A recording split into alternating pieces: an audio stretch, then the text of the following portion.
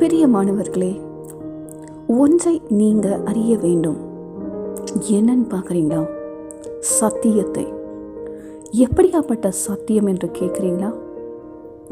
யோவான் 8:32 சொல்லுகிறது போல, உங்களை விடுதலையாக்குகிற சத்தியம், உங்களை பலப்படுத்துகிற சத்தியம், உங்களை காத்து கொள்ளுகிற சத்தியம், உங்களை குணமாக்குகிற சத்தியம், உங்களுக்கு நம்பிக்கையை கொடுக்கிற சத்தியம், உங்களை வெளிச்சத்தில் நடத்துகிற சத்தியம், அரைக்கட்சியாய் இருக்கிற சத்தியம்.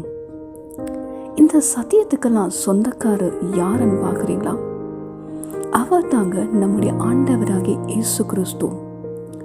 அவர் விடுதலையாக்கினா நீங்கள் மெய்யான விடுதலையை பெறுவீர்கள்.